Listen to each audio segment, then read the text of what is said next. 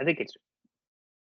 Welcome back to the Speak Your Piece podcast. My name is Ian McNaughton, Big E here. Please be joined once again by friend of the show, Scotty K. Scotty, welcome. Welcome. Thank you. Good to be back once again. It's been a while. I feel like we haven't done a pod in a long time, and maybe we've only done a couple this year, but it's good to be back. And yeah, the NHL is looking good. It's been a good year so far. It's shaping up to be very interesting, and some teams I did not expect to be where they are. So we'll get into it. We'll see how it goes. But we'll get into the hockey. I noticed, like, as we were chatting like a little bit beforehand, like, is it cozy sweater season? Yes. Yes. This is so. Shout out to my awesome girlfriend who got me this for my birthday last week. Ooh. Very nice present. I was very excited to get it. But yeah, very nice Patagonia fleece. It's very much a fuzzy, cozy sweater. Great for the ski hill. Great for just out and about every day. Great on the pod. I don't know. Does it look good on camera? I'm not sure. I think so. Yeah. Okay. There you go. Yeah. I mean, you can, like button it up, and then you can let it out a bit. Just it's good. Are you is that a button up? Like, are you a button up guy? Is that your preference? Because like button up shirts. Well, like button up sweaters. Like I'm like my issue is that, like, I'm a quarter zip guy. Like, I love a quarter zip, but I feel like there's so many like full zips that it's tough to be a quarter zip guy in a full zip world. I love the fleece hoodies. A zipper or non-zipper would be fine, honestly. Like, doesn't really bug me. I have one that's like a zipper, cute, like a quarter zipper as well. I love that one too. I just love the color of this one, and these are great for if I'm going hiking in the winter or skiing, or just as a fleece layer. It's super nice. Yeah, it's awesome. As like a casual, like, oh, this is a comfy hoodie. I would wear this like going out, like out. Yeah, I would. Like, maybe not to like a club, but like I'd wear it out, like, for dinner or something. I think I would. Like, I feel like yeah, but you could pull it off. That's the thing. You're just so iconic that you could pull it off. That's the difference. I'm not as iconic as you are, Big E. So you're so kind. No, I feel like, though, like, I don't know how to describe it. Of like, I do love okay, the fall winter is great for, like, especially me when I'm packing a few extra pounds, of like oversized hoodie season is what like fall winter is, which I really love. And then summer is like 5-inch inseam season. Like, I love the best of both worlds. I could see you rocking like a full Q zip and 5-inch inseam shorts all year round and have no problems doing it. I feel like this would be the time to do it, because it's like the time of the year where it's like cold in the morning, and then it warms up and it gets warmer in the day. It's your birthday season, or as my sister calls it, it's Scorpio season. It's Scorpio season. So there you go. Scorpio season. It's like the perfect 5-inch inseam, like fleece quarter zip, with like a t-shirt underneath, like a casual tee. Yeah. Just letting the dogs air out, just total dad style. Get the dad flip flops in there, like, or like, are you a sandals guy, or like a dad flip flop? I am like such a like. Don't show us your feet, please. Do not, for the love of God, do not. No, but I'm not showing. That's not going free on for the people. But I'm wearing, like, so this is like my Howie's like hoodie. Yeah. And then I'm turning into like such a hockey dude of like, I have a Howie's hoodie. I have joggers on that I'm wearing. These are, I can't remember if these are American Eagle, but they're joggers. They're really nice joggers that I like. Gray sweatpants season. And then I have New Balance sandals. You just need like the aloe, like the clothing brand McDavid wears. Need one of those hats. I don't know that. Oh, okay. So it's a new clothing. It's some sort of like new gym clothing brand. Anyways, like McDavid wears it. Like an athletic. It's like an athleisure. It's like I think it's like knockoff Lululemon, to be honest. But I call that a hot take. I'm a Lulu guy personally, so call me whatever. But anyways, if you had an aloe hat, you'd definitely fit in with some of the Oilers guys, like the McDavids of the world and the Draisaitls. Is that like alloy, like ALOE, like aloe vera? ALO. Okay. ALO. Mm-hmm. Okay. So it's a new thing. You should look into it. I was gonna say, this kind of transitions into what we're gonna talk about the NHL a little bit. Did you see this week that the NHL Fanatics and Lululemon are doing all like a collab? Yes, I love it. I'm here for it. I think I saw that's like 12 teams are doing like there's like 12 teams that are doing it at first, and then eventually it's going to expand to all 32. But it's like Vancouver, Detroit, Toronto, Yeah. Chicago, Well, big teams. I know Vancouver already had a deal with Lululemon that they outfit all of their like athletic like their training gear. Hmm. So the Canucks like team wear stuff is all Lululemon anyways. I saw like their summer development camp stuff. All the kids were wearing all of them were wearing Lululemon equipment and training stuff and shoes and all the things. So my guess is that they just piggybacked off that, and I mean I love it. Lulu is becoming a huge brand worldwide, so it makes sense to for as a brand for Lululemon to get into the NHL sphere and hopefully eventually some of the other major sports as well. Well, like the Canadian Olympic, basically, like the Winter and Summer Olympics are all Lululemon. The last 2 years, yeah. So Yeah. 2022 they did it, and 24, which I mean, I think it's sick personally. I didn't think But I didn't think the last one looked as good. Like I thought the winter true. stuff looked better than the summer stuff, but like Yeah, I agree. that's just me. Like if I saw the Lulu Fanatic, like if I got the opportunity to get like Detroit like Lulu Fanatics whatever collab, it's like yeah, I'm gonna do that. I think that's Bring it on. Get ready to spend $100 a piece. Yeah, I know. It's fucking But insane. again, it's great stuff. Like I've had some of my Lulu clothing for years and no issues, or maybe one issue, but they warranty it pretty nicely. So there you go. yeah. Let's dive into it a little bit. Early season, are we? Well, I guess there's the 2 games in Europe, which I guess technically count. Yep. So are we like a month? Are we like 3 weeks into the season? I'd say 2.5, 3 weeks. Yeah. 2.5, 3 weeks. Okay. Yeah. The most games a team has played is 10, and that's New Jersey because they were one of the teams that was in Prague. Yeah, they were in Prague, and then they just played literally before we recorded this. They just lost to Detroit tonight, so they played 10. I think I saw Carolina. I think Carolina had the U.S. games, but they also got Carolina or Colorado. Hurricanes have 5. Sorry, not Colorado. Tampa. Hurricanes have 5, and Tampa Bay has 7 actually now. Oh, okay. I know they were delayed a little bit with the hurricane and all that sort of stuff. Yeah, that's right. We'll go conference by conference. Early season thoughts. Is there a conference you want to dive into first that you really like? I don't know. Let's start East and work West. So maybe we'll start with the Atlantic. All right. Let's start in the Atlantic. I don't know that the Red Wings are back. We'll get it. We'll start with my team. Sure. They put on 18 shots on net tonight and beat the Devils 3-5. I think it was 5-3 is what it ended up being, or 4-2. Yep. With an empty netter.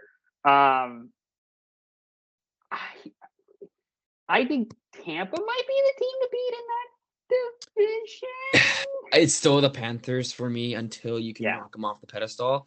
I love Tampa with Jake Gensel has been, I think, pretty good. It's so fun to watch. They're fun to watch. I don't want to say they're better without Stamkos, but they just seem faster. Maybe. Yeah. I don't know if maybe there's a lot of, because they've had a lot of rest. Maybe that's part of it. I don't know. A little more threatening. Yeah, I agree. I really agree. And like I think the presence of McDonough back there is actually making a bigger difference than people think, because of how stable and steady of a defenseman he's been. He's been there for doing it for so long, and he's been so consistent, and so he's been a captain of the Rangers back a few years ago now. But again, such a solid player, and it takes pressure off Hedman to have to carry all the defensive load, whereas Hedman can kind of now jump in the rush a little bit and just kind of be more creative and make some plays and not have to worry about, oh my God, I need to do all of this on both sides of the puck, whereas he's a little more free to roam free offensively, but yet still be that borderline Norris Canada every year because of how good he is. So, well, it's kind of weird. I was going to say, like, they lost Stamkos, they lost Sergachev. Yes. And, like, kind of like you, I don't want to say they got better because they've been really good these last few years, but like they feel like they got better. Yeah. So I agree with that. I think they're the team to beat right now, but I see what you're saying with the Panthers of like they are a defending champs. You have to give them the respect. I still think you have to beat Florida. I still like Florida's got, you lose Montour and you lose Tarasenko, but outside of that, I mean, some of the defense is definitely weaker than their cup team, but Yeah. their forward group is still super solid and big and mean and physical and tough and scary. Like, Florida's obviously a playoff team, and who knows how far they're going to go again this year because they're still really solid. And if Bobrovsky plays like Bobrovsky can, like, there's no reason they're not the team to beat in the Atlantic. I will say, Yeah, go for it. it's amazing what goalies can do for a team, and I'm thinking the Ottawa Senators are so back. They are so. I'm not even. You're laughing right now. Linus Allmark. Remember, don't forget, Linus Allmark's a Vezina candidate, or he was. He won He it was 2 years really, ago. really good at Boston. He's a great goalie, and Yeah. I love. You know how much I love Tim Stützle. I love Brady Tkachuk. Like, I love the And fact that Ottawa. yeah, I love the fact Ottawa has a Tkachuk. I'm not buying into the Ottawa Kool-Aid because I still think, in the same regard that it's like, hey, they're the Florida Panthers. You have to give them their respect. yeah, It's the opposite with the Ottawa Senators, where it's like, you're the Ottawa Senators. You have to do stuff to prove to me that you aren't the Ottawa Senators anymore. that's fair. Yeah, that's fair. But they are. They're a better team than last year. They are. I will give them credit. They are more. I was watching them play. Was it Utah the other night and Frozen Frenzy, and they look good. They look good. They were fun to watch. It's still early on. They are one of the teams where I'm like, I'm not drinking their Kool-Aid just yet, but there's something there. There is something there. Mm-hmm. You should be. You should get on the Kool-Aid there. They're doing good. What is Ottawa Kool-Aid? That's just maple syrup. Probably, yeah. Is Probably. that just like syrup mixed with like a little bit of politics? Whatever Brady Tkachuk drinks to get himself fired up for games. Like, dude, that guy is a tank. And again, he's the engine that drives that team, and he's gonna keep doing it probably his whole career there, assuming he wants to stay there. I don't know if he will, but he signed a big contract with them. He did, yeah, but I say it's only 8 years, but like he'll be 31 or 32 when it's done. Like, yeah. We'll see what happens. I think there'll be one. I'm sure there'll be a point where him and Matt will want to play together on the same team. You would think so at some point. I think they'd rather play in Florida than in Ottawa. I was gonna say they would rather play in America probably than play in Canada. True. Yeah, true. I mean, their dad played in both countries, and they're from the States. Yeah, they're from St. Louis, so maybe they meet up in St. Louis and play. We'll get to them. I have something to say about St. Louis, but we'll get back to that. Are the Bruins ass?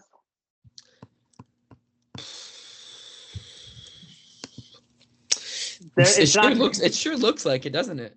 It sure looks like. Listen, I'm going to say it right now. I think I still trust the Bruins more than someone like the Maple Leafs.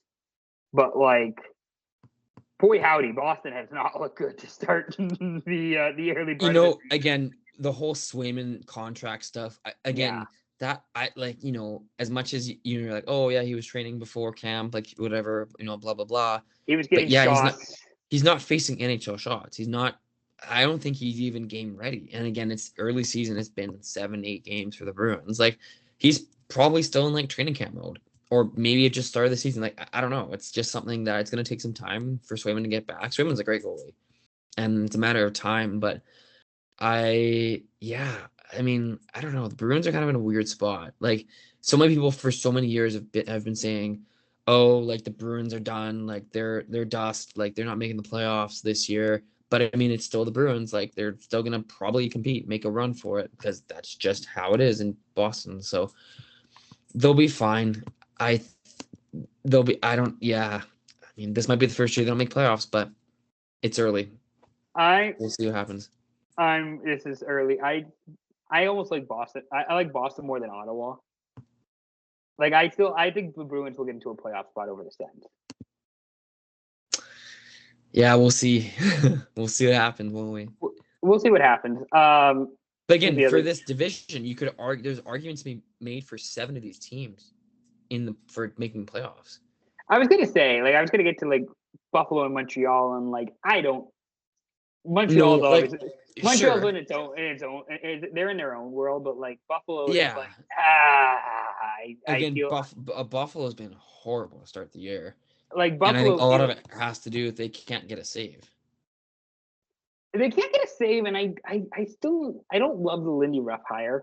Like I didn't like it when he was announced as the head coach, and I still am like, that feels kind of unambitious.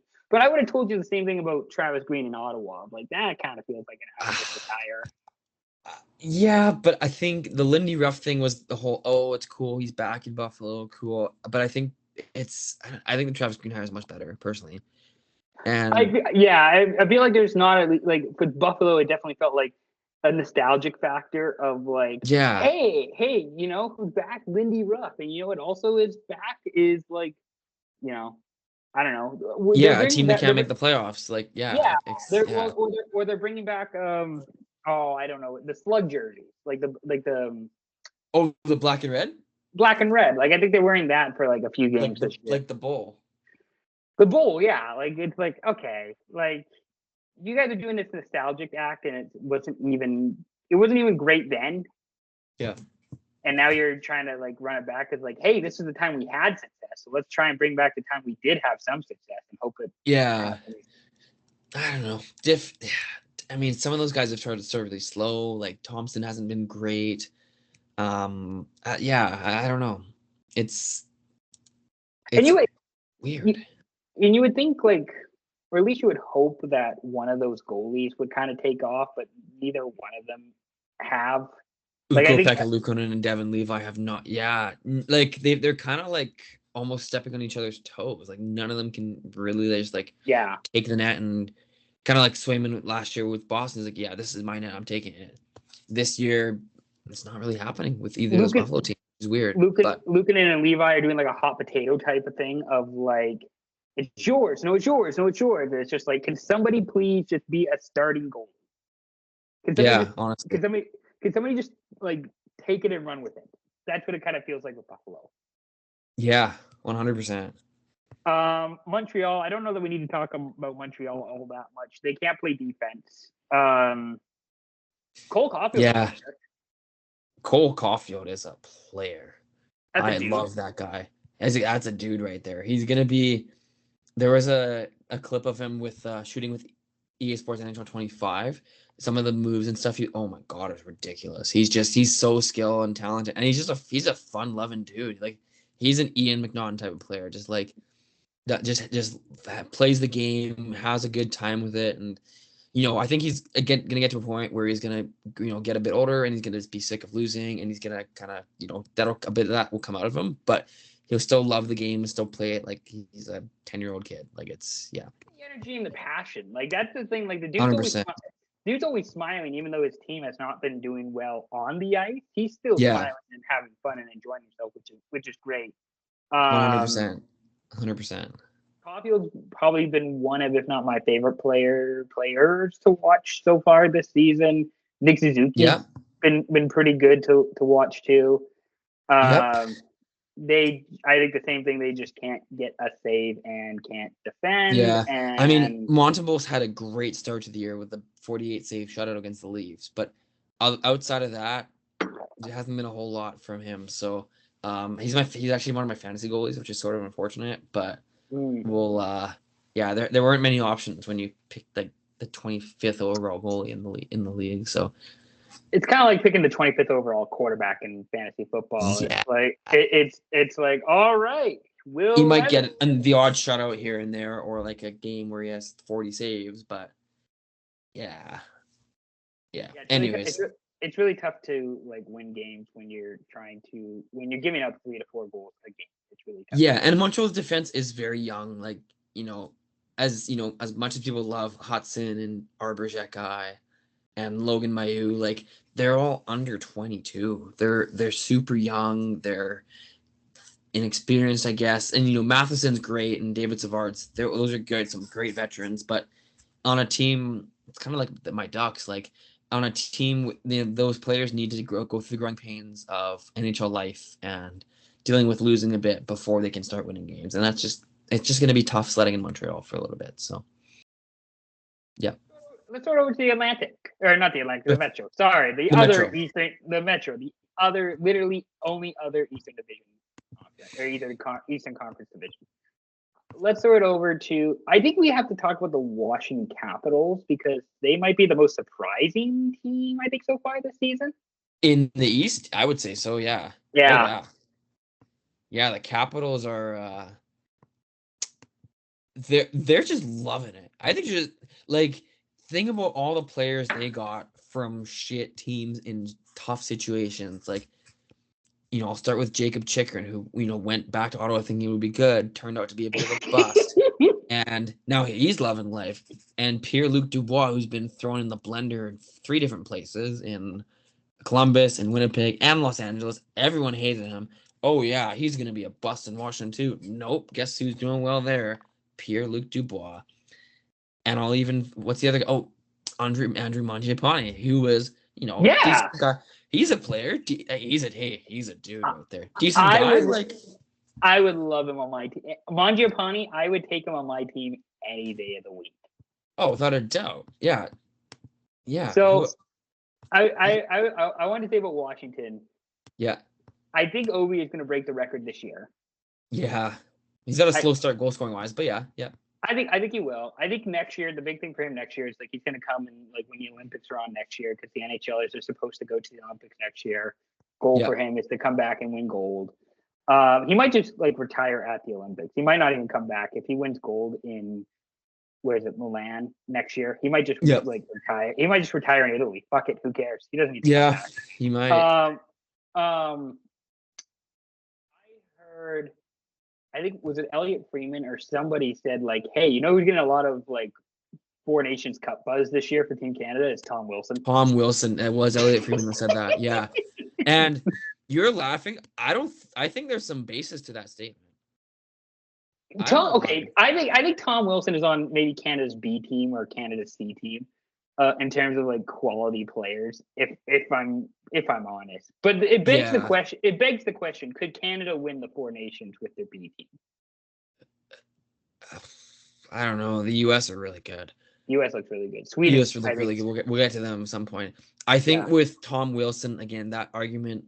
So again, the question is kind of like you kind of look at the bottom of the barrel, if you will, on that Canada A team, and you compare him to how Tom Wilson's playing this year, and you look at like a Barzal, you look at maybe a Bedard, you look at maybe not Mitch Marner, but some of those guys like kind of in that third, fourth line role on a Team Canada. And why would you not want a Tom Wilson there who's going to go muck it up with some of the U.S. guys like the Kachucks and Matthews, who's a big guy, hard to handle in the play, right? Like Canada's got some of those guys, but not quite to the same level as the Kachucks. So having a guy like Wilson on your team may not be a bad play, to be honest. I don't mind it. I think it's galaxy braining a little bit, but I also think he's his shooting percentage is like in the 30s. Yeah, then that'll come back down to earth for sure. But but hey, Capitals are doing well. The Capitals are doing very well, and they're having fun while doing it. They might be. I don't want to say they're not probably. They're a fun team to root for. I don't know that anybody's necessarily rooting for Ovi to get another cup. Like it'd be cool, but I think everybody just wants Ovi to break the goal record and then call that good. 100%.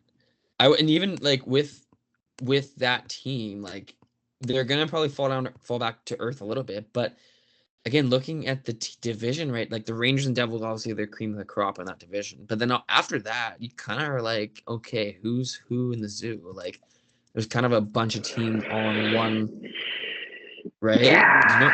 Right? So I feel like the Rangers and Devils analysis is pretty easy. They're both really good teams. They're both great. They're both gonna make the playoffs. Devils with Markstrom is huge. Yeah, couldn't agree more. They're both cup contenders. Like I don't think except I will say though with New Jersey is that they have granted they've played the most games. They have one of the highest goals against in the entire league, which is not a great look. So. But I feel like they have the offense to match it. Like they do. Compared to like Montreal, where Montreal is giving up like 4 goals a game, I think the Devils have the offense, like the forward line. The Devils can make up for it per se. The Devils are scoring 5 goals a game. Exactly. Yeah. Yeah, I get that. Yeah. So I'm not as concerned about that. I think the Devils and Rangers, it's like they're both playoff contenders. They're probably cup contenders. They're both probably good. We're going to be talking about them probably in April, maybe even May. The Rangers currently are 5-1-1. Their record at home is 1-1-1, but their road record so far, they're 4-0 and a plus 17 goal differential. That's not easy to do. So again, that's good. That's good. That's really good. Yeah, the Rangers are really, and that's like kudos to Shesterkin because he's in a thank you, fuck you, but like he's doing the bare minimum. He's like, guys, I deserve 10 million, 12 million. Like he is trying to prove that he's worth every penny, and so far he has. I don't know if he's gonna get it. I don't know if he's gonna get it, but yeah. Also, Panarin's leading scorer on the Rangers, so he's still the best player. Question mark. That Artemi Panarin guy is still pretty good. I'll say that. Yeah, he's second in the NHL in scoring behind one Cale Makar. So he's pretty. Panarin's pretty good. He's pretty good. Yeah, he can play. So the Rangers and Devils are great. Probably going to be talked about for the Cup. Everybody else in the Metro. Do we like any other teams in the Metro? I've always been high on the Hurricanes, but they've definitely taken a step back this year. They're still going to be fine. Go ahead. No, sorry, go ahead. They're not the same as what they were in years past. I think the Brett Pesce loss is a lot bigger than people really think about. You basically lost your whole second pair. Brady Shea's now in Nashville and Pesce's in New Jersey. Like, you're kind of it's hard. I mean, Gostisbehere's good, and Sean Walker's good. Sean Walker's good, but they're not Brady Shea and Brett Pesce. They're not. Burnsy's like 38, 39 years old now. He's getting old. And he's on the back nine. He's on the 17th hole. He's way on the back nine. But again, like Slavin's great. The Hurricanes are just different. And again, when your forwards kind of start a bit slow, it's tough sledding. They had to come back the other night against Edmonton. I don't know if you were watching them play Edmonton the other night. It was like they were down 2-0. They had to go to overtime. And they won in overtime, right? They won in overtime. So like that was fun. They looked solid. But it's the Carolina Hurricanes. It's like we've kind of seen this story before. We've seen the script. It's like I would love if they had a different goalie that wasn't Freddie Anderson, but maybe Freddie Anderson is the guy. I don't know. I still like the problem with there's like Carolina. Like Carolina is not in the Rangers, Florida, and I would put Tampa. Like I think the top tier in the East is Florida, the Rangers, and Tampa, and Carolina is a tier below. Yep. I agree. So maybe they can get up to that top tier, but I don't. I'm not as high on them. What do you think of Michkov? God, that kid can play. He's a player. Yep, I agree. That is a dude. That's a baller. It's too bad his team sucks, but yeah. I was literally about to say it's too bad the rest of the Flyers are ass because he looks phenomenal. He looks phenomenal. I agree. The Flyers are ass. The Jackets are not good. Pittsburgh's not good. I mean, Evgeny Malkin has something to say about that, but the Penguins are, they don't have a goalie. Like Jari, I don't think is even getting starts now. Like they're starting. Jari's not. No, it's Nedeljkovic and Blomqvist, their young rookie. Sure. They can't make it. They can't get a save. They should bring Fleury back. Honestly, yeah. I don't know if he would want to go back, but like, that would, I think, make sense because I feel like it would solve a lot of problems for him. Right? Yeah, he would provide an answer that they don't have. And I don't know, maybe Nedeljkovic gets on a heater. I don't know. The Islanders. Yeah. Okay. I don't like. I like Sorokin and I like Varlamov and Their goalies are Barzell. fine. Sorokin's one of the top goalies in the league right now, and Bar, Barzell, Dobson's great. Dobson. Barzell, but I don't know. Yeah, it's kind of yeah. I don't know. Am I missing anybody in the Metro? I feel like that's the Metro. Is like That's the Metro. Columbus, maybe. I don't. The Columbus is Columbus. Philly is. I don't want to say that Philly might be the worst team in the league this year, but like, there's an argument to be made. They have could, great. It's funny because they have such great. You know how like people talk about like a team is better than the sum of their parts. Yeah, they're the opposite. They're a team that's worse than the sum of their parts, because you look at some of the players. Michkov, elite talent. Owen Tippett's a great player. Like Couturier is injury prone, but a great player. Travis Konechny is one of the better two-way forwards in the game. Drysdale is a horse, but just doesn't have any support. Like they have good players, and Samuel Erson's not a bad goalie by any means. They can't put it together, and I don't know if that's a coaching thing or if that's like just the players aren't playing up to what they're supposed to. There's probably a lot of things, but they can't get a win. They can't make a save. They're 31 goals against in 7 games, which is one of the worst in the league. Yeah, one of the worst for sure. Yeah. I was watching them play. I think it was the Canucks the other night. Canucks. I watched them play the Canucks a little bit, and I watched them play the Capitals. Yeah, and it was like more so with the Capitals because the Canucks are a bit of a younger team. But like it's not great when you're getting like outskated by the older Washington Capitals. That's not a great. Yeah, not great. And I don't know with Philly, like they're gonna be bad this year. They might be bad for a few years, but we'll see what happens. I feel like I don't know. I feel like Konechny is like they've been talking about trading Konechny for years. I don't know that they trade Couturier, but like I feel like if you want to tear it down, by all you got to means. get rid of Connect. But again, then it's the whole: do you want to tear it down because you've got a Matvei Michkov? What does he want to stay through a rebuild like that? Does he like? I don't know if an 18-year-old is able to ask for that, but like, or 19-year-old, sorry, but if he has that level, yeah, we'll see what happens. I don't know. I think it's again probably Rangers and Devils, and then probably everybody else in that division. It might. I don't mind Rangers, Panthers, Eastern Conference Final rematch. I think we might get it this year. It might be the Rangers that come out on top, but we'll see. It's gonna be Rangers Devils second round, most likely. Right? Yeah, it is that. I'm thinking Tampa Bay. Like I like Tampa Bay what they've done. So do I. And again, Vasilevsky is gonna bounce back. Yeah. I love old time rock and roll. What can I say? Vazzy's still one of my, if not my favorite goal in the league. Like, can I? Sorry, go. Sorry, finish off what you were gonna say about Vazzy. Even though his numbers aren't as great to start the year, like he'll be fine. He'll be fine. I'm sure. He'll be fine. Can I ask you about John Cooper? Sure.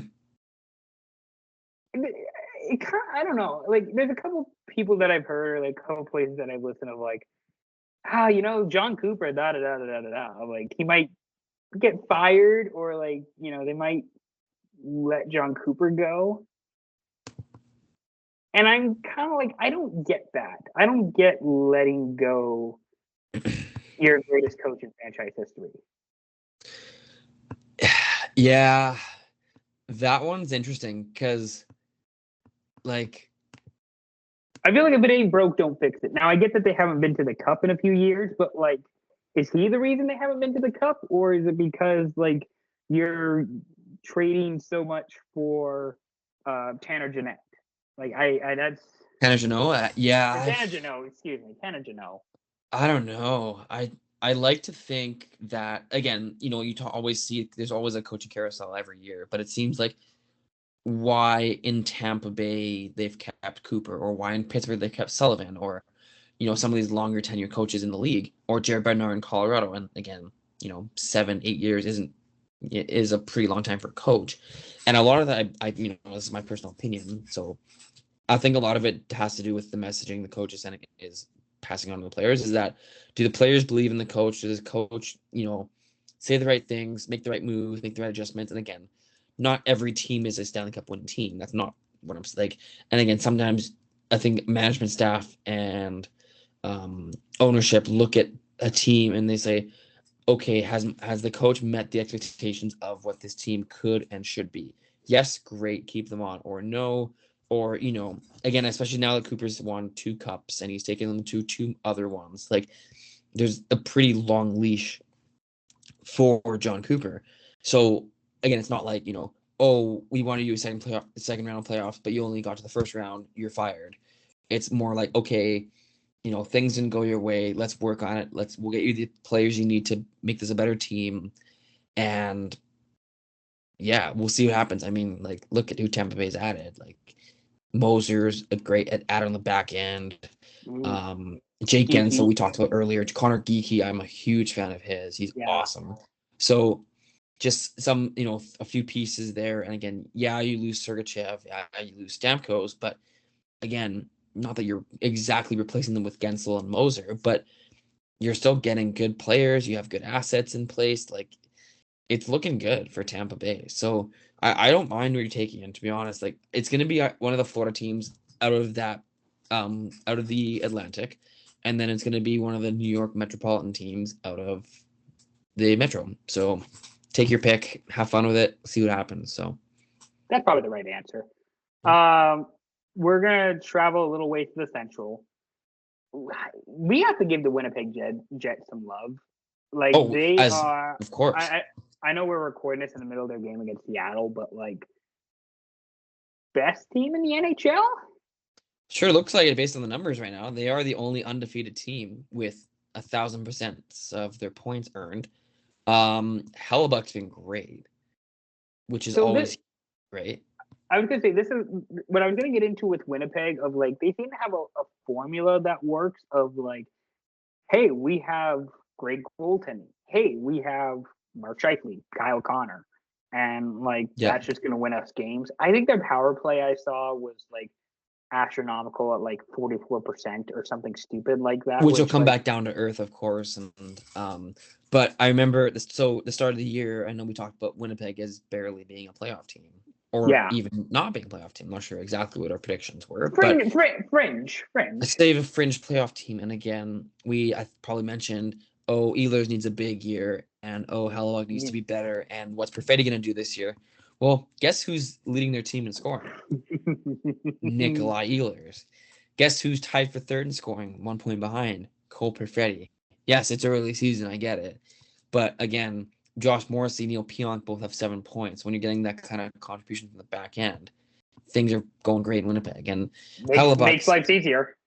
Hellebuck has a 140 goals against average and a 948 save percentage. Like, you're going to succeed with the formula. Like you said, they have a great formula, great goaltending, solid defense, and their forwards, are fairly solid and are dynamic and can score. Like, Scheifele is the other guy tied for their leading scoring. Like, they're a great team. And it's funny because there's other great teams, or what we thought as great teams in the division that are not, and I'm sure we can get into those in the second year. But because I'm like, the problem is that it's Winnipeg, and that's my issue of like, I don't want to label them as like I feel like they're in like the Carolina tier. Yep. Like they're not in the Tampa Bay, New York, Florida tier. They're not there, but they are like one step behind. And I'd be almost willing to put them in that tier if they get 100 points this year, which I don't know if the Jets are going to get 100 points this year. But I don't even know if it's about a points thing. I think if they can go out, because again, they're in a place where they're doing pretty well off the start, and if they keep this going, I think they need to look at mortgaging a bit of their future to get, I don't know, said top center, or another top 6 winger, or even like a top 4D to really bolster their lineup. So there's again, Braden Yeager's their top prospect, who they got out of the Rucker McGroarty trade. So does he go up on the trading block? I don't know. So that's there's kind of some things to work out with that, right? So we'll see. What I don't want the Jets to trade Yager, and I don't think Yager wants to leave the Winnipeg organization. But if they want to have a run at a cup, when you have a Hellebuck who's an elite one goal, he's probably the starter for Team USA at this rate. Yeah. And you've got, Nick Ehlers, who's playing great. Scheifele, who's, again, another one of those guys, borderline Team Canada material, if not on the team already. I would take him over Wilson. There you go. Yeah, so honestly, so would I. And Josh Morrissey, who's almost not a lock, but he's a borderline player on Team Canada as well. Like, you have these stud players on this team, and again, they're going to help you a lot through playoffs. And if Hellebuck plays like Hellebuck's been playing to start the year, all bets are off for Winnipeg in the playoffs. Did you see? I think it was Sunday. They were playing Pittsburgh, and it was in Winnipeg, and the Jets fans were chanting, "Where is Rutger? Where's Rutger?" Yeah, I heard about that. Yeah, that was funny. But again, that just shows you how every time Rutger goes in there, though, they're gonna berate him. I feel like that's an underrated hockey crowd, hockey rink is Winnipeg, because they were they're nuts. They're nuts, and that rink, like I have not been personally, but I'm sure maybe you've been. But I have not. The seats, for listeners, I apologize, but there's like the seats are like you're on top of the rink, like you were like literally looking down at the rink from the upper bowl. Like, it is so loud in there, and I don't think the roof's very high. It's a small building, granted, but they're crazy. They're nuts. Other Central Division teams, I'm gonna throw out a hot take. I think Colorado's good. I think Colorado and Nashville are good. They just have really bad PDOs. Like, they can't get a save, and they can't score a goal to save their life. But like, I still think Colorado and Nashville are good, and they're gonna make the playoffs. They'll be fine. Both of them will make playoffs. I'm not worried about it.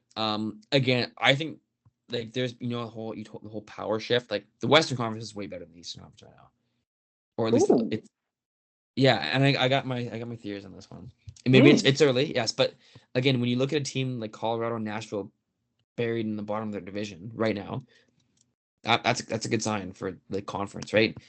But yeah, like, Colorado, obviously, Georgiev's had a really tough start. Yeah. Really slow start, and their goalie situation is kind of a shit mix. And the Avalanche, they're missing a lot of their top six, which puts pressure on their top nine, which puts pressure on their fourth line to play more minutes and play more. So when those guys come back, when you get in Nichushkin, when you hopefully get a Landeskog back, look out. This is going to be a scary team down the end, the stretch run. Well, it's like, that's kind of with like Colorado, where it's like, okay, you're banking on the McKinnons and the Makars and the Rantanens, and it's like, all right, that's a fair bet. I don't mind that. If you're an Avs fan, I'm like, all right, those are like three really fucking good players. All right, that's fair. I trust that. And with Nashville, it's like, yeah, we have a low PDO. Like, yeah, we haven't. Well, Nashville has won a game, right? They beat Boston the other night. Nashville has won one game. Yes, they beat Boston yesterday, or it was Tuesday, right? Whereas, like, okay, but like, you have UC Saros. Like, they don't have the scoring, obviously, as well as like Colorado, but they have UC Saros, and like, that's a guy I'm willing to bet on. Like, that's a guy that I'm willing to be like, okay, this guy will figure it out and he'll make it work. Yeah, Justice Annunen has a 2.45 goals against average. Alex Georgiev, a 4.99 goals against average thus far through 7 games. That's not great. And here's something on the Avalanche. So, looking in their leading scorers, so Makar, McKinnon, and Rantanen have 14, 12, and 11 points each. Yeah. Who's the next player leading scoring on the Avalanche? Who do you think it is? Is it Casey Middlestat? No, good guess. He's fifth. Is it Drouin? No, Drouin is not on the list that I have here. Ooh. He's injured as well. I think he might be back later. Is Devon Taves still on the team? Devon Taves is on the team, not on the list of the top 10. Okay. Who's rounding out the Ross? So Mikko Rantanen has 11 points. Ross Colton has 7. I knew that. I actually knew that. God damn it.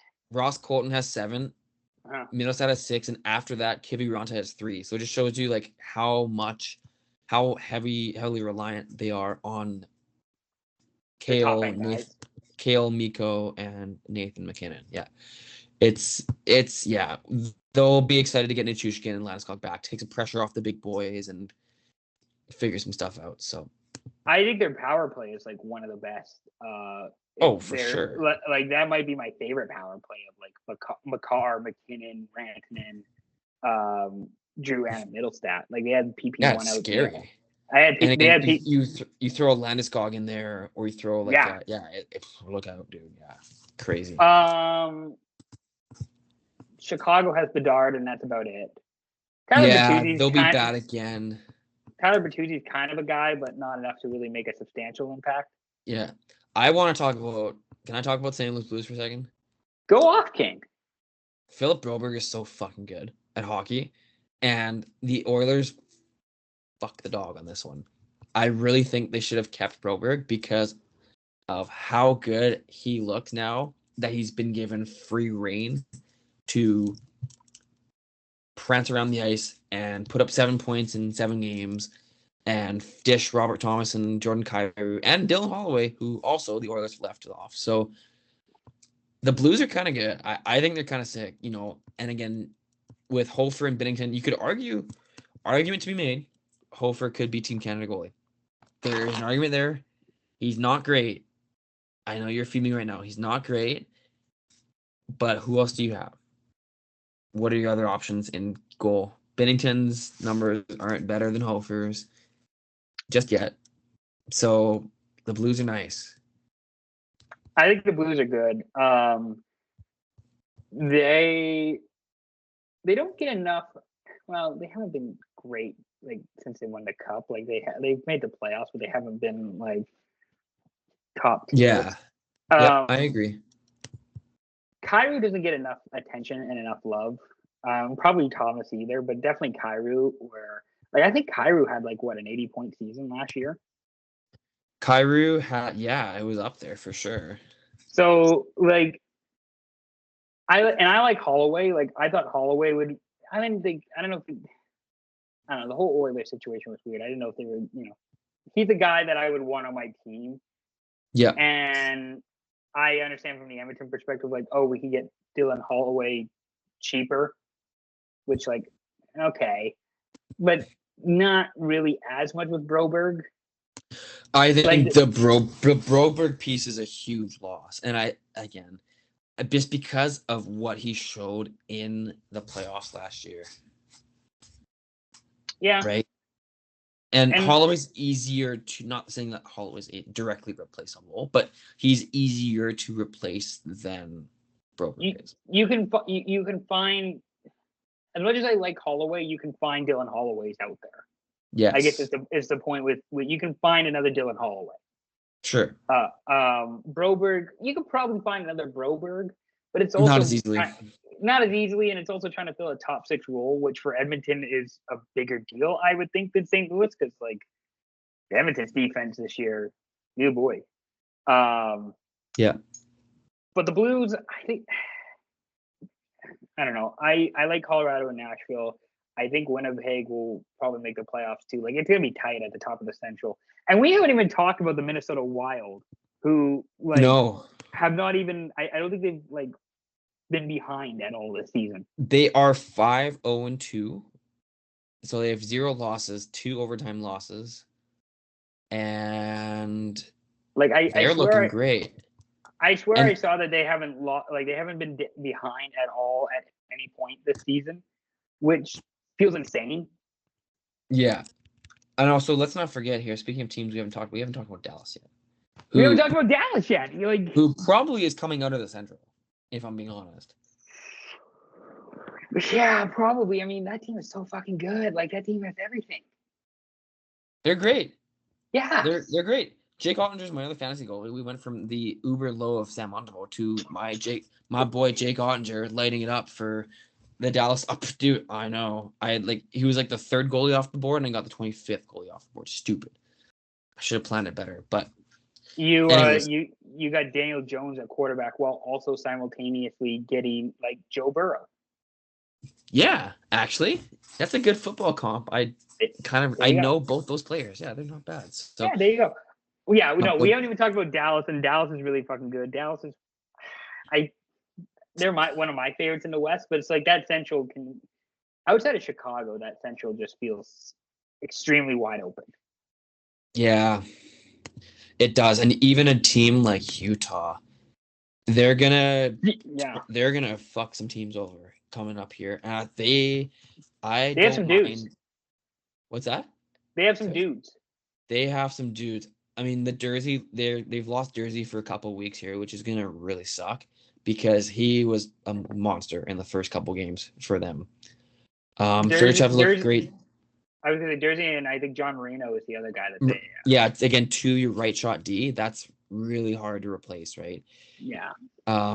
The Central was a big shit mix of who's gonna make it, who's not gonna make it. I don't know. Like, yeah, we'll see what happens. It's gonna be hard getting 5 teams from that division in, and that even if that's only 3 teams from the Pacific make it. So we'll see what happens. There's gonna be some great races down the stretch here.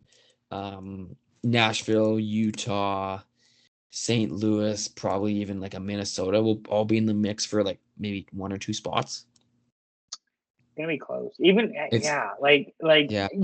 you could probably find some combination of like all those teams competing for a wild card spot. It's gonna be exciting.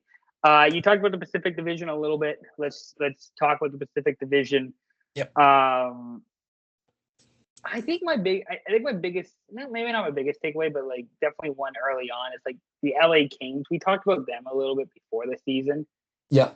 They feel like they are missing a goalie, a top 4D, and a top 6 forward. Like it feels like the LA Kings are missing quite a few. Yeah. Again, that top 4D, you get a guy that you lose a Drew Doughty for a few months, and all hell breaks loose. But they're still, kind of floating above water, and they're a solid team. They're up. I mean, they're playing the Sharks, granted, but they're up 3-0. And again, you look at some of the guys on the roster here, like you got like an Adrian Kempe who just took a penalty right here, actually.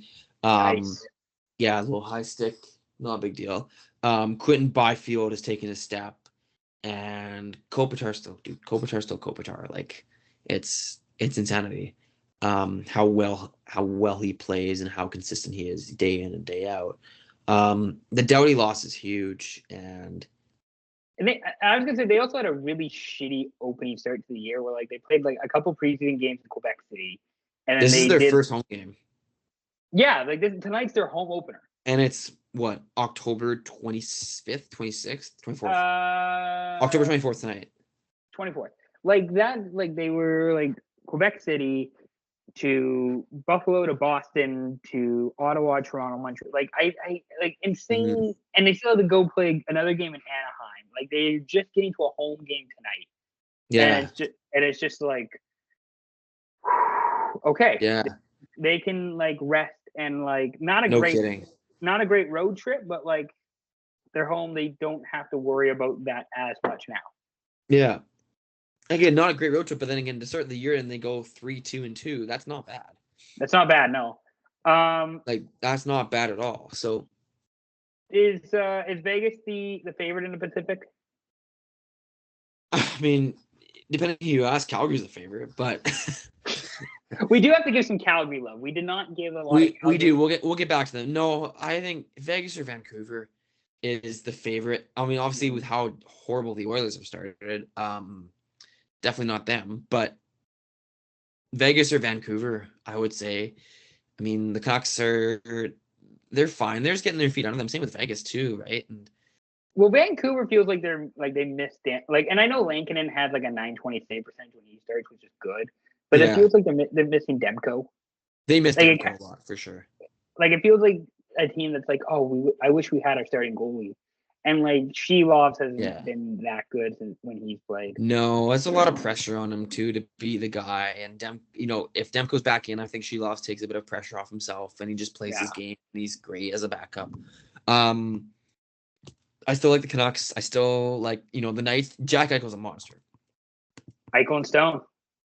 Eichel and Stone, pretty sure they're both in the top 10 scoring in the league right now. Granted, again, it's also very early, but yeah, Mark Stone is tied for 4th with 12 points, and Jack Eichel is tied for 7th with 11. So, again, you got your two top guys. Yeah, I was also gonna say too. Your Vegas Golden Knights gave Shea Theodore an extension today. Yes, 7 years, 7.125, something like that. Something like that. I'm not sure the exact number, but it was like 7 years, 51.5 million. Great deal, and that's gonna look super good. And again, he's a Team Canada guy, I think. That's a dude. That's a dude right there. I got to give some love to a guy I picked up off waivers at the start of the year, Ivan Barbashev. Oh, he's been good. He's unreal. And pretty sure he plays on the line with Eichel and Stone.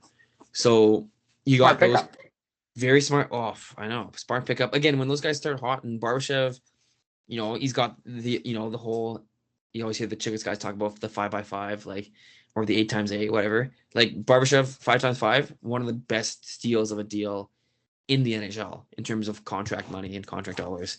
He is an unreal hockey player. He's a playoff gamer. He mucks it up in the corners, and he can put the puck in the net too. What a player on that line with Eichel and Stone. We talked a little bit about I was gonna say we talked a little bit about Vancouver. Yeah. Vancouver. Like, I think we kind of hit on it. Like, they're good. They're still probably missing Demko. They're still probably going to make the playoffs. Quinn Hughes is amazing. I don't know if JT Miller, I think he's been battling something. I thought I saw. Probably is. I would imagine so. That's going to be something to think about as a concern down the road. But I almost wonder if him getting injured isn't a bad thing, for a couple of reasons. One, to get himself healthy. Yeah. But also to give Pettersson a bit of the, hey, we need you to step up and do something. Figure your shit out, like in a nice way of saying. Yeah, because he's been struggling again, and I don't know. I mean, last year I thought, oh, he's maybe a bit injured, he's going through something. But yeah, off season to train, a new season, like, you have the time to recover, you'd think, and get yourself sorted out. But kind of the same, struggling a little bit. Like, he's had some flashes, but it hasn't been amazing yet. So maybe he's a second half warrior. I don't know, but he's due for something big coming out. Whatever the nice way is of figure your shit out. Yeah, honestly, true. That's kind of what you need to say to Petey. Yep. Kraken are good. The Kraken are good. I love Stevenson and I love Montour.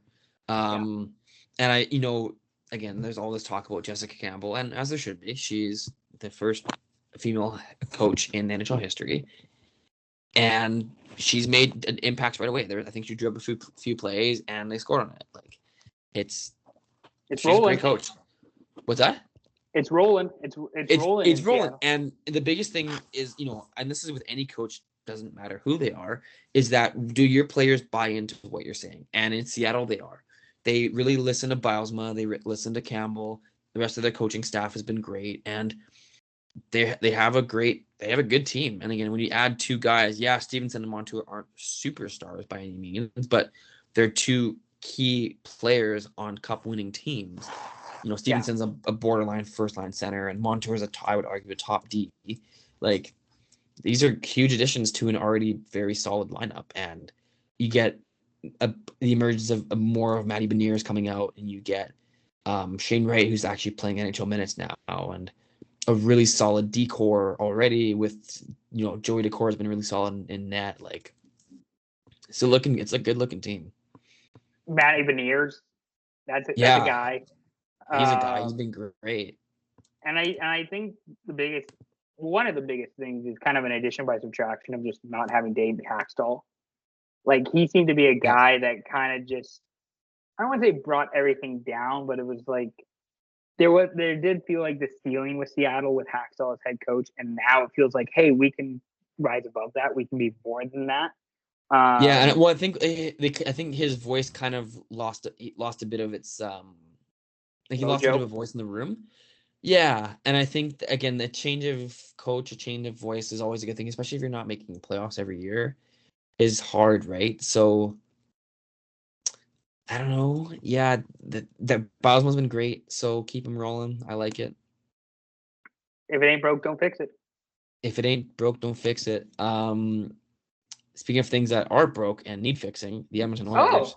Oh, that's a good segue. Well done. I like that one. Good. Well done. So you've been in They this.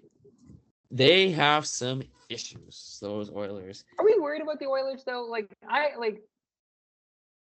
wouldn't worry. I'm not panicking until like whatever it was it game 10 or game 11 where they like finally broke their streak last season.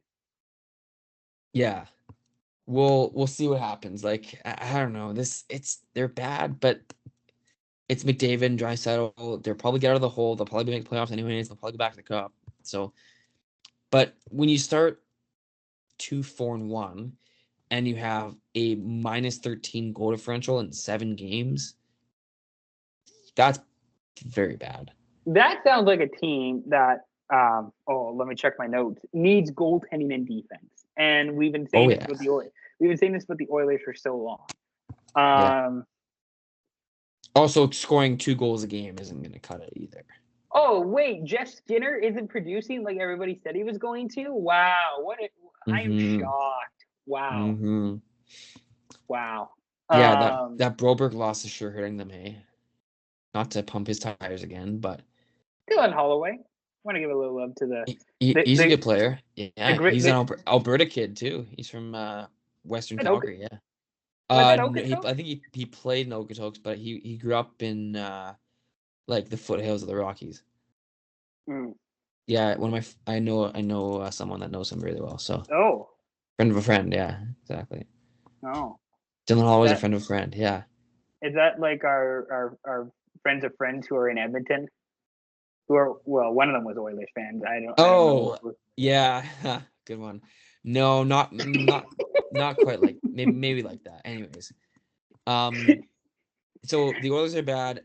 The Oilers stink. They'll be fine. I wouldn't worry about the Oilers. Like if the Oilers keep playing like this until like American Thanksgiving or like December, then I think you can panic and you can start like forming actual, real, concise opinions. Do we put Jeff Skinner on the market? Question mark. I think you can see what offers. The problem is that I don't think anybody values Jeff Skinner more than like the Oilers right now. Maybe if he like I don't know. I don't know who you trade to bring in because like I don't know. It's hard. It's hard. Like what do you do? Yeah. If you can find somebody to take on some of Darnell Nurse. And get back Broberg. I don't know. That'd be kind of a nice deal. Maybe. Nurse and a first rounder for Broberg. Would you do it? No, I wouldn't do that. I would. Who has enough money? Well, I'm a Red Wings fan. I wouldn't take on Nurse. Do you think Ottawa's a dumb team? They'll take on Nurse. They're a dumb team. Yeah, not when they're second in the division. They're not gonna do that. That's stupid. We'll see what happens. Okay, we'll see what happens. All right, we'll see what happens. Maybe he thrives in the nation's capital. Let's talk about Calgary. Oh, Calgary. Calgary. Okay, let's do Calgary because we didn't give a lot of love to the Flames the last time we were doing this pod, and I feel like this is a little bit of a niche market. Maybe it's like maybe we're just gonna be can we be Flames guys this year? Nope, not allowed. Nope. My dad would not let me do that. No, I cannot be a Flames fan. That's actually fair. Jets. Yeah. Is that cutting? That's cutting it a little bit. I'm not going to be. I love my Ducks. People of the podcast know that I love my Ducks. So. All right. Let's start with the Flames. Let's start with the Flames. Then they are probably outkicking their coverage so far, in terms of how well they're playing. It is okay. If the Flames keep playing, I think the timeline with the Flames and the Oilers are the same. Like if the Oilers keep playing this bad until American Thanksgiving, first week of December, you can panic. You can have real concern. You can be up and down. If the Flames keep playing like this until American Thanksgiving, until first week of December, are you like rolling with this if you're Calgary? Like, are you like almost like maybe adding on like, hey, we're maybe a playoff team here, and we think we can do it in this division. Yeah, why not? You'd be dumb not to. Like, again, when you're getting good goaltending, you're getting great play from your back end. Rasmus Anderson has been awesome. But that's just it. Like, if that's kind of what I'm wondering. If the Flames are even still this like, if the Flames are still like top 3 in the Pacific, with this play from Mantha, with this play from Rasmus Anderson, with this play from, let's say, Kadri, Huberdeau, are you keeping those guys and you're sticking with those guys and then trying to go for a run and then maybe thinking about moving them in the offseason? Yeah, you have to. I think if you're in a chance, again, this is going to show, if you're in a chance to get playoff games and get some bonus revenue, like, you understand how the money works. Like, if you can get 2, dude, imagine playoff games in Calgary. Like, you saw like 2 years ago. It's a fucking party. It's insane. Bring back Battle of Alberta. Yeah, imagine first round BOA. Like, that's what's on the table. Like, genuinely, that's on the table here, I think. It might happen. The Flames keep playing the way they are. They're going to be a 3 seed. Like, even Vancouver, or like, yeah, it doesn't matter. One of the 3, the Western Canada Triangle. Like, oh my god, like, what a party! What a great thing. And again, imagine this: like, let's say you get Vancouver, Calgary first round. You get Edmonton playing Vegas or Seattle or whoever.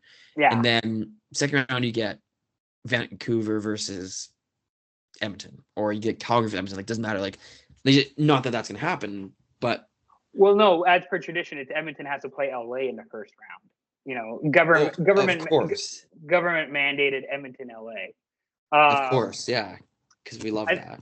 I think we have to give a shout out to Justin Kirkland, Costco. Yes, Costco. That dude's insane. He's been good. His shootout goal was super nice.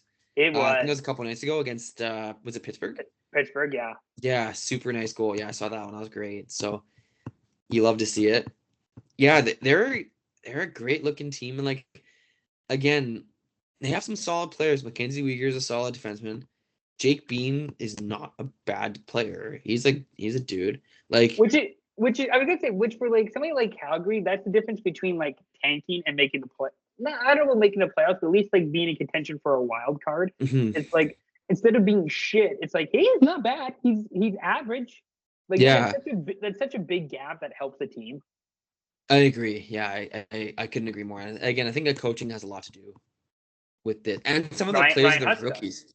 Ryan Huska, yeah, I think Samuel Honzik has really been. He has no points, but I just think his presence and like, he just brings an intensity and a compete to the team that is like refreshing, I think. Yeah.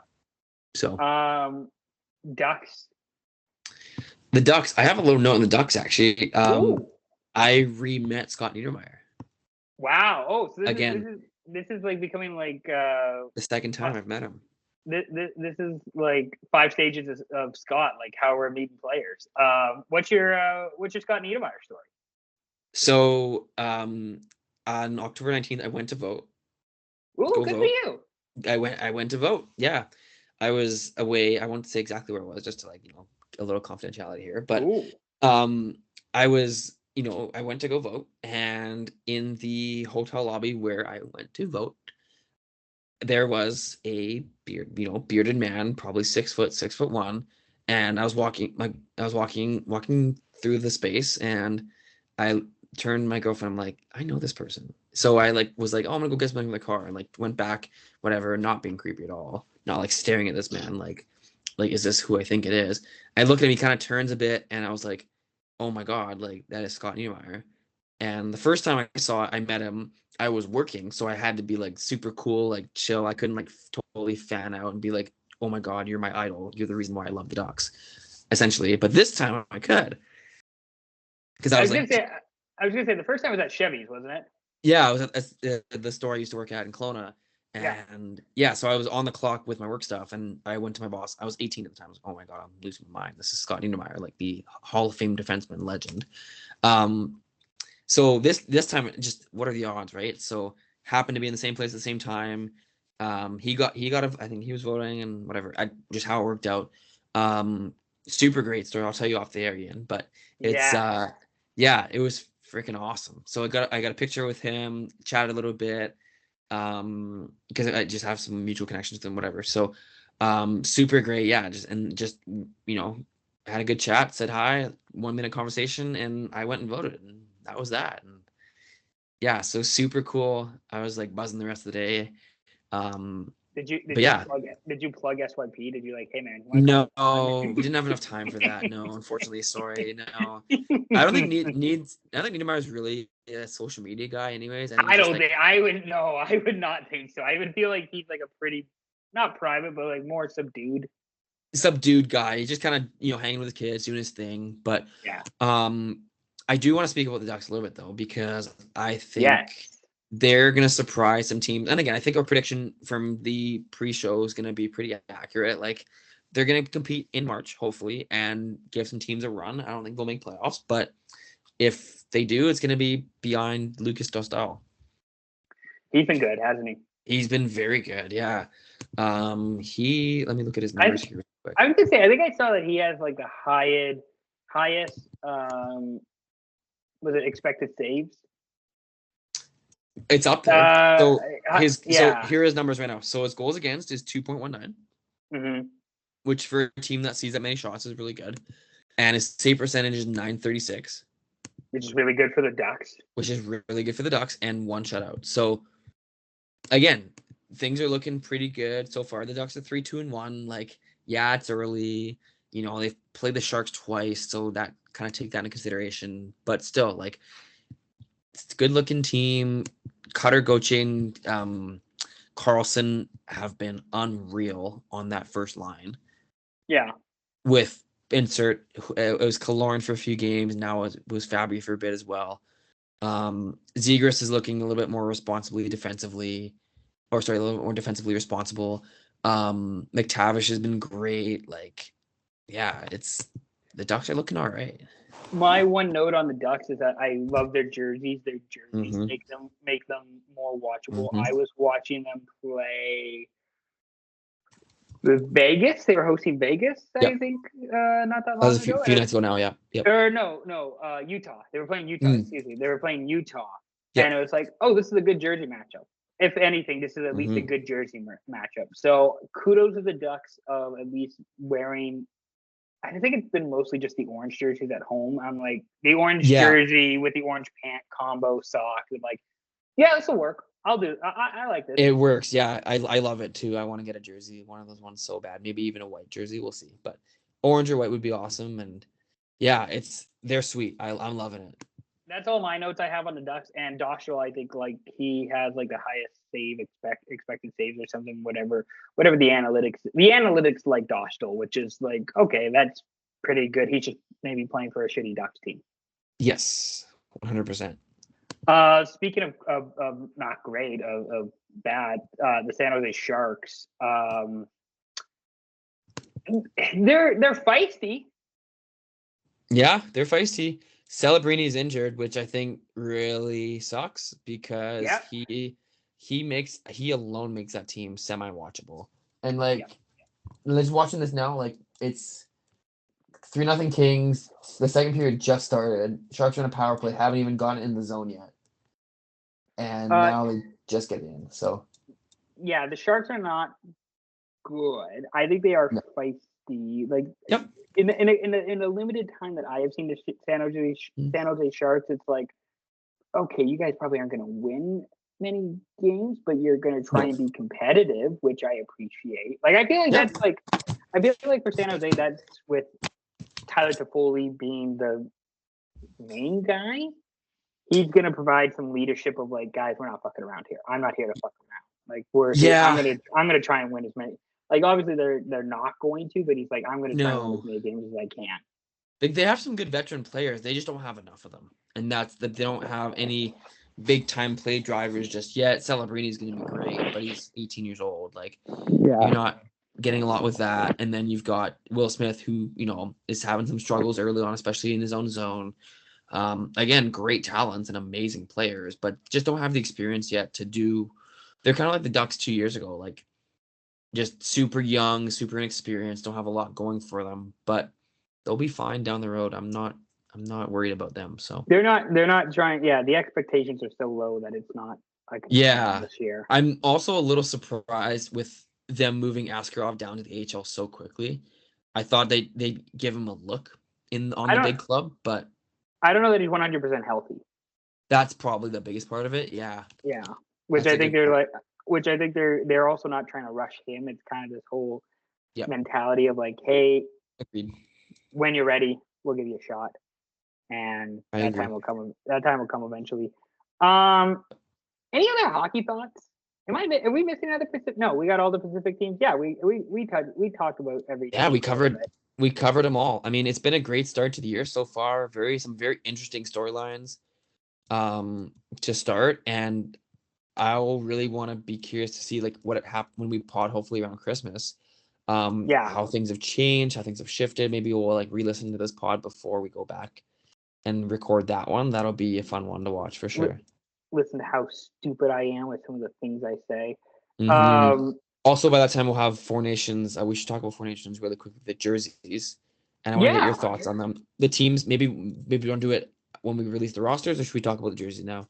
We can do a quick chat about the jerseys. I think they're all Sweden and Finland look pretty much the same, don't they? Like they're their usual ones, yeah. Maybe just a bit more defined coloring, but the U.S. kind of looks the same to a certain extent. I don't like the U.S. because I'm a traditionalist and like I think the U.S. should just wear the Miracle on Ice jerseys. Well, yeah. I think those are Fair the best, almost one of the best hockey uniforms ever. Yep. The Canada ones are like, I kind of wish they did like a cream instead of a white, because it feels like a throwback type kind of jersey, right? Yeah, that's the idea behind it. Yeah. So like, I feel like I don't mind them, but I feel like a beige or like a cream would look better than a white. But yeah, like the old like sweater type of look instead of like the actual pure white. Yeah. My thing, I always say this with jerseys, I need to see it on the ice with the full kit before I make any pure judgments. That's fair. Right, and that's I think the case here. I'm sure that like they'll look, they look okay on just like as it is, but we need to see the full kit. I think it'll look way better. I was gonna say Crosby looked good wearing them the other day. Yeah. Today, or whatever they were released. Yeah. Do you think he's the captain of that team? No, Tom Wilson. No, yeah, of course. Oh my god. Oh my god. No, he's got to make the team first, but yeah. Nah, I think that's fine. He can. You think Sid? Sid, not McDavid? Sid? Yeah, I would do Sid. I think. It was kind of like the Olympics too. Like who do you make captain there? Well, it's 39-year-old Scott Niedermayer. Talk about Niedermayer again. And not Niedermayer reference.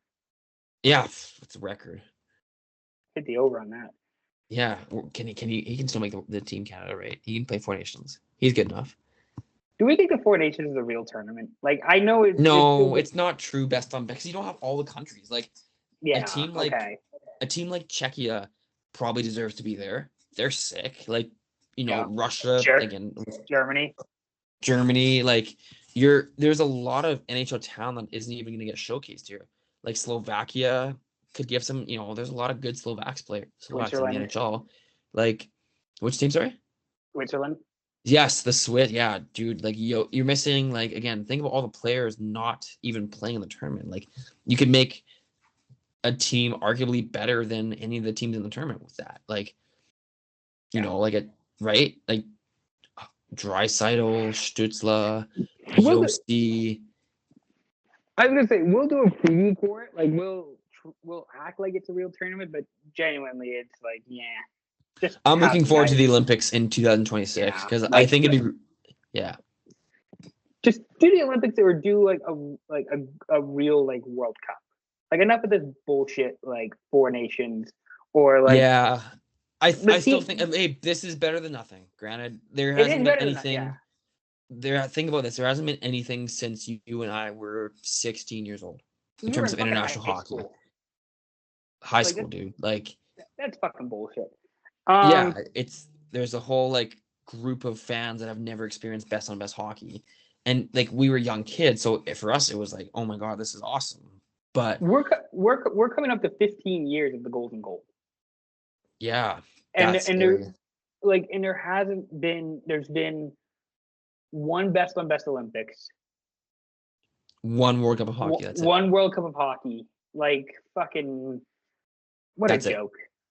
Yeah. You want to talk a little baseball? World Series starts on Friday. That's kind of important, isn't it?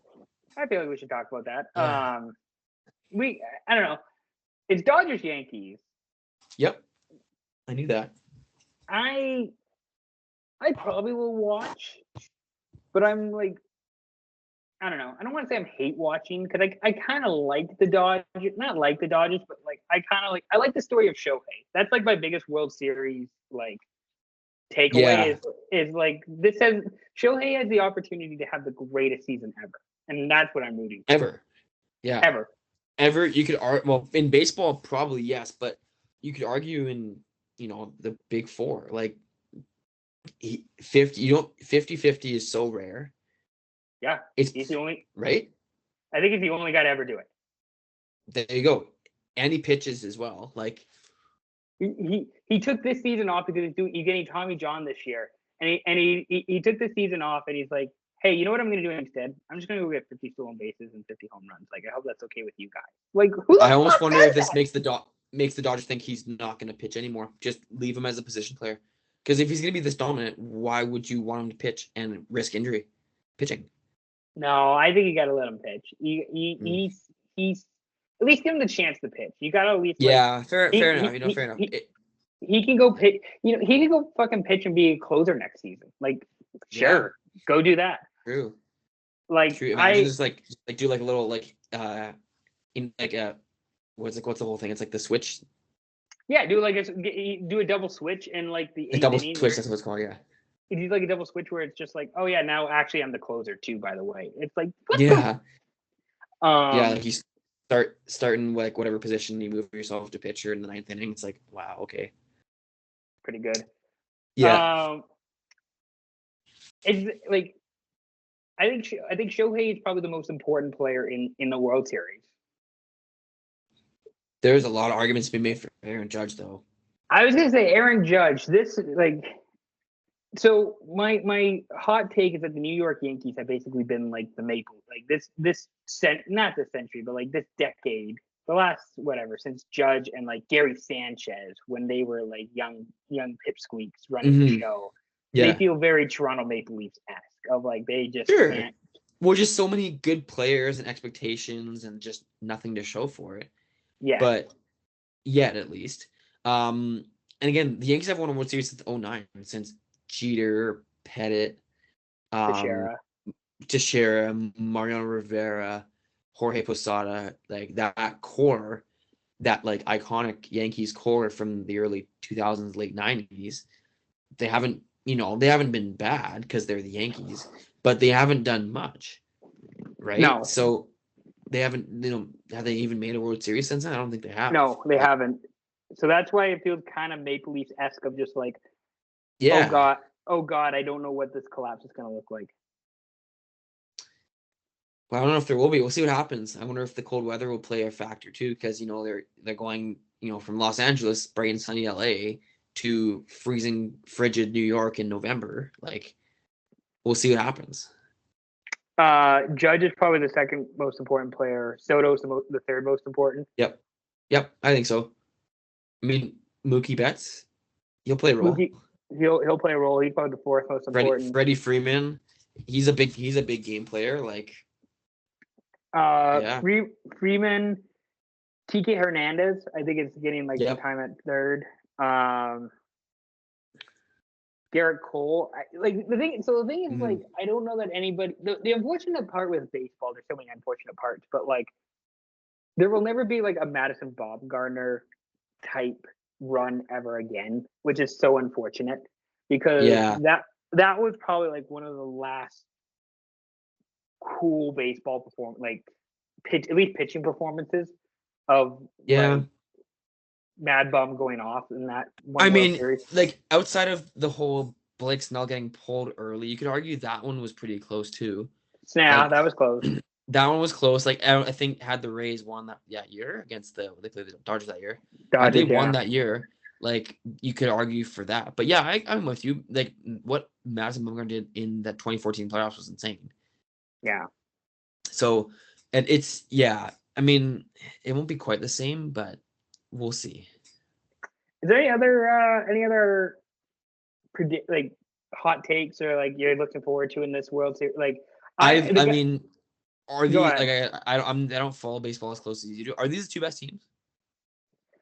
Close. The Padres are Close. really good too. So it's Pod, there was like I swear this was like almost NHL level parody of like you could have Mhm. made an argument for like Baltimore. You could have said the Padres. Mm. You could have said Philly. You could have said the Braves.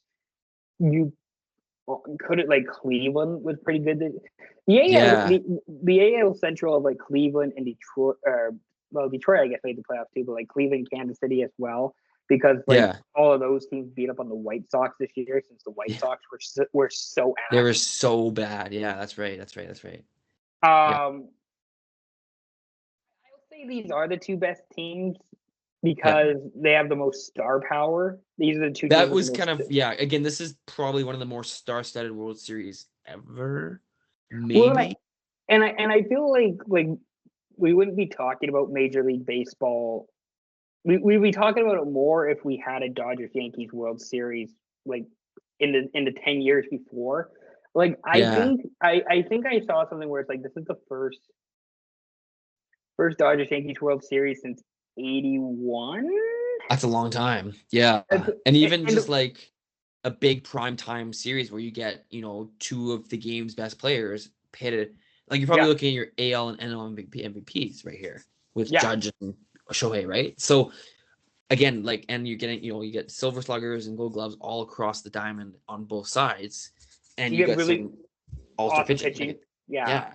So it's a heck of a matchup. And it's gonna be, and again, it's New York versus LA, right? There's always a bit of that. Okay, you have your two biggest markets in New York or in the United States, sorry, um, yeah, against each other. It's like we talked about this pre-pod. Like it's like when the Rangers play the Kings in yeah.